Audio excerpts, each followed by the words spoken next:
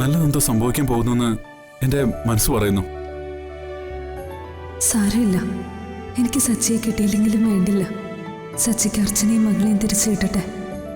എന്റെ ഇഷ്ടം ഞാൻ എന്റെ മനസ്സിൽ തന്നെ സൂക്ഷിച്ചോളാം. സച്ചി വരൂ. മോളെ, ഇതിനിങ്ങനെ വലിച്ചു നീട്ടിയാ പറ്റില്ല. ദിവസങ്ങൾ ഓരോന്ന് കഴിയുന്തോറും സമയം അവസാനിച്ചുകൊണ്ടിരിക്കുക.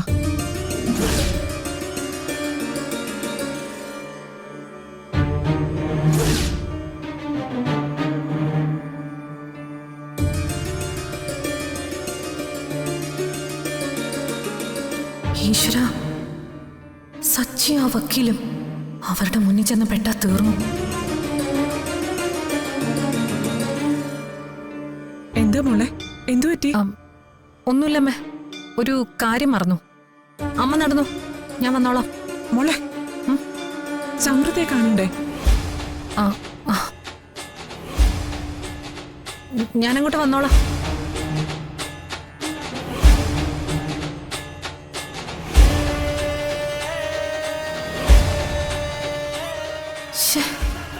ഇവൻ ഇവളും കൂടി എന്തിനാ ഇങ്ങോട്ട് കെട്ടിയെടുത്തത്?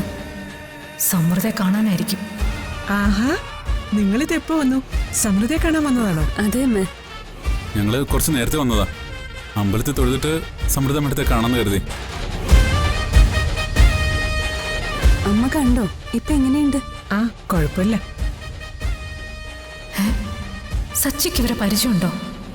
ഇതാകെ പുലിവാലാകുമല്ലോ.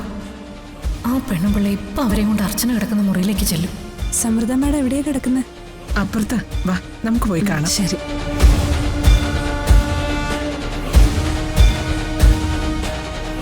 ഇപ്പൊ എല്ലാം തീരും. ഇത്രയും കാലം അവൻ അന്വേഷിച്ചുകൊണ്ട് നടന്ന ഭാര്യയുടെ മുൻപിലേക്കാ ആ തള്ള അവനെയും കൂട്ടി പോകുന്നത്. അവര് തമ്മിൽ കാണാൻ ഇനി നിമിഷങ്ങൾ മാത്രമേ ഉള്ളൂ. എല്ലാം തീരാൻ പോവാ. എങ്ങനെയും അത് തടയണമല്ലോ.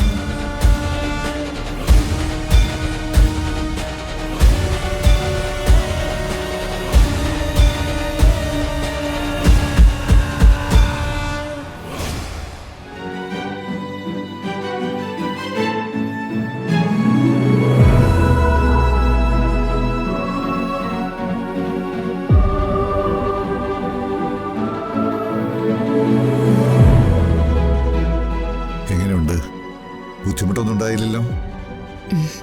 ഇല്ല.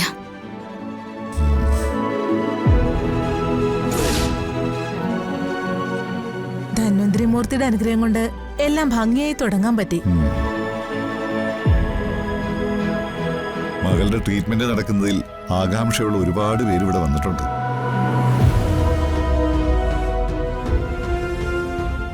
ഞാൻ ഉദ്ദേശിച്ചത് പുറത്ത് ബന്ധുക്കളെല്ലാം ഉണ്ടെന്നാ. മനസ്സിലായി ഗുരുജി. ഗോകുലും അമ്മയും അവര് പുറത്ത് പ്രാർത്ഥനയോടെ കാത്തിരിക്കുക. അവര് മാത്രമല്ല, മോളിവിടെ എത്തിച്ചവരും മോളെ കാണാൻ വന്നവരും എല്ലാം ഈ മഠത്തിൽ എത്തിയിട്ടുണ്ട്. ഗോകുലും അമ്മയല്ലാതെ മറ്റാരാ ഗുരുജി എന്നെ കാണാൻ വന്നിട്ടുള്ളത്? ഓർമ്മകൾ തിരിച്ചു കിട്ടുമ്പോ ഇന്ന് മനസ്സിലാവാത്ത പലതും അന്ന് മനസ്സിലാവും.